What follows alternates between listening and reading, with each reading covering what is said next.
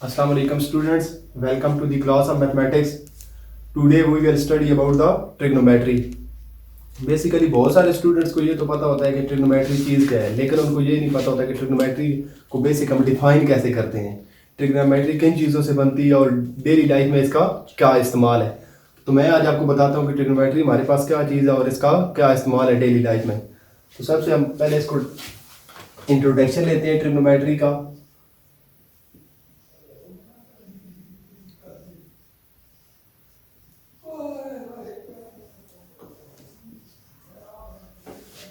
इसको डिफाइन करने से पहले मैं आपको एक बात थोड़ी सी बताना चाहता हूँ कि मैथमेटिक्स कभी भी सुनने से या याद करने से नहीं आती।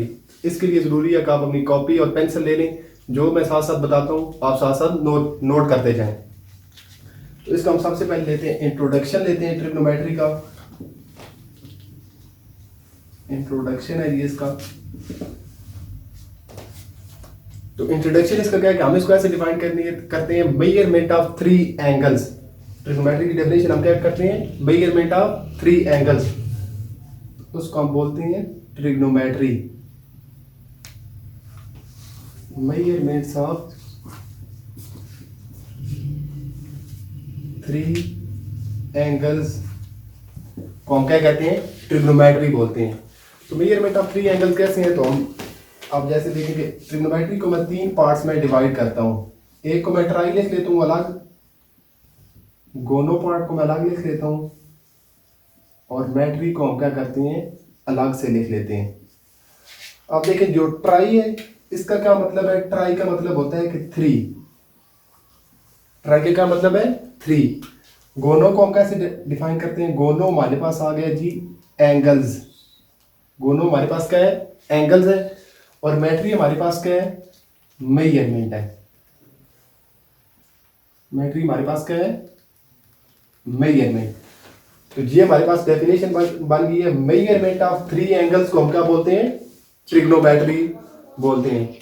ठीक है, ये आप चीज को समझ आ गई है। तो अब हम इसकी बहुत सारी एप्लीकेशंस है जो हम डेली लाइफ में यूज करते हैं। तो मैं आपको चंद एक बताता हूँ। जैसे हम करते हैं कि हम ले लेते हैं इसकी एप्लीकेशंस में से, कौन सी एप्लीकेशंस मैं ले लेता हूँ। फॉर एग्जांपल मैं ले लेता हूँ हाइट ले लेता हूँ, डिस्टेंस ले लेता हूँ, और एक मैं क्या ले लेता हूँ, स्लोप ले लेता हूँ। तो तीन चीजें हमने ले ली हैं। अब हमारे पास आपने देखना है कि ऐसी कौन सी शेप होती है या स्ट्रक्चर होते हैं जिसके तीन एंगल्स होते हैं। अगर हम सर्कल को देखें तो उसके तीन एंगल्स नहीं बनते। अगर हम फॉर एग्जांपल देखने स्क्वायर देख लेते हैं तो उसमें भी तीन एंगल्स नहीं होते। तो हम ऐसी कौन सी हमारे पास स्ट्रक्चर है, तो एक ही स्ट्रक्चर है, वो हमारे पास राइट एंगल है, ट्राइंगल का स्ट्रक्चर है जो हमारे पास बनता है। इसमें ये देखिए हमारे पास तीनों इसकी कैसी हमारे पास एप्लीकेशन यूज होती है। ये हमारे पास क्या आ गया, इसका डिस्टेंस आ गया।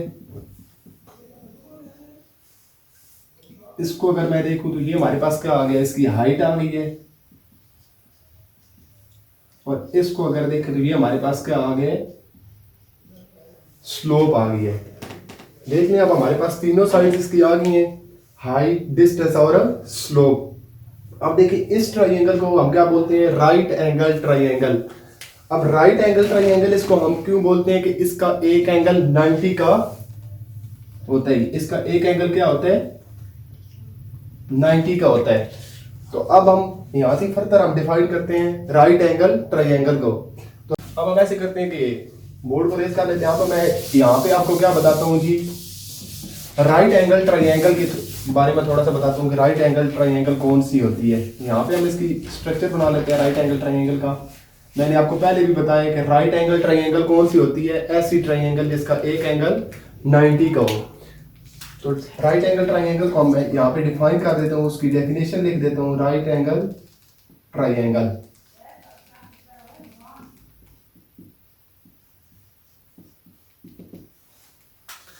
तो राइट एंगल ट्राइंगल कौन सी होती है, a triangle whose one angle is 90 degree, उसको हम क्या बोलते हैं, राइट एंगल ट्राइंगल बोलते हैं।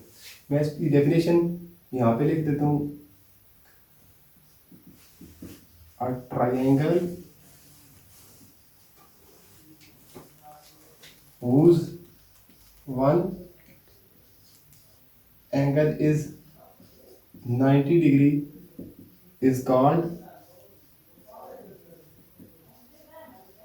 a right angle triangle। अब देखिए फॉर एग्जांपल मैं एक सर्कल ले लेता हूँ, एक हम एग्जांपल ले लेते हैं सर्कल की। इसको मैं अगर 4 पार्ट्स में डिवाइड कर लेता हूँ, इसको मैं 4 पार्ट्स में डिवाइड कर लेता हूँ, तो अब देखें इसको यहाँ पे मैं मिला देता हूँ, इसको इस तरह यहाँ पे, इसको यहाँ पे, इसको यहाँ पे। अगर आप देखें तो इसमें यहाँ पे हमारे पास कितने डिग्री का एंगल बन रहा है, 90 डिग्री का। तो ये हमारे पास क्या होगी है, राइट एंगल ट्राइंगल होगी है। इस तरह अगर इधर मैं देखूँ तो यहाँ पे हमारे पास 90 डिग्री का एंगल बन रहा है, तो ये भी मेरे पास राइट एंगल ट्राइंगल होगी है। इस तरह अगर इसको मैं चेक करूँ तो हमारे पास यहाँ पे भी 90 डिग्री का एंगल बन रहा है, तो ये भी हमारे पास क्या हो गया, राइट एंगल ट्राइंगल होगी है।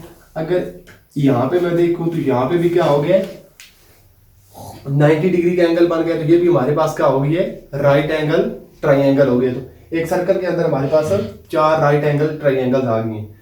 तो अब थोड़ा सा देख लेंगे कि हमारे, मैं फॉर एक दफा फिर राइट एंगल ट्राइंगल ले लेता हूँ। यहाँ पे तो हमारे एंगल जो होता है फिक्स होता है 90 डिग्री का। यहाँ पे जो हमारे पास एंगल होता है वो फिक्स होता है 90 डिग्री का, जिसकी वजह से इसको हम राइट एंगल ट्राइंगल बोलते हैं। तो यहाँ पे हमारे पास जो एंगल होता है, फॉर एग्जांपल यहाँ पे थीटा एंगल आता है या यहाँ पे थीटा एंगल है, इसको वेरिएशन एंगल्स बोलते हैं। फॉर एग्जांपल मैं यहाँ पे एंगल आपका थीटा ले लेता हूँ, जो इसकी ये सामने वाली साइड होती है इसको हम बोलते हैं ऑपोजिट साइड। इसको हम क्या बोलते हैं, ऑपोजिट साइड। और जो बिल्कुल इसके साथ जो साइड होती है ना, इसको हम बोलते हैं एडजेसेंट। इसको हम क्या बोलते हैं, एडजेसेंट। और जो सबसे बड़ी साइड होती है उसको हम बोलते हैं हाइपोटेन्यूज बोलते हैं। ठीक है। अगर फॉर एग्जांपल इसी तरह अगर ये मैं वेरिएशन एंगल यहाँ पे ले लेता हूँ ना, तो ये आप नहीं सोचने कि इधर मैंने लिया तो आप इधर नहीं ले सकते। अगर आप यहाँ पे थीटा एंगल लेते हैं और यहाँ पे हमारे पास 90 है, तो फिर हमारे पास ये साइड क्या हो जाएगी, ये हमारे पास ऑपोजिट साइड हो जाएगी, फिर ये हमारे पास एडजेसेंट हो जाएगा, और फिर ये सबसे बड़ी जो साइड होती है वो हमारे पास हाइपोटेन्यूज होती है। तो आज मैंने आपको बताया कि ट्रिग्नोमेट्री क्या होती है, इस तरह राइट एंगल ट्राइंगल के बारे में होता है। आगे हम फर्दर इंशाल्लाह पढ़ेंगे कि ट्रिग्नोमेट्रिक हमारे पास रेशियो कौन सी होती हैं। तो इंशाल्लाह नेक्स्ट लेक्चर में मिलते हैं। Thank you.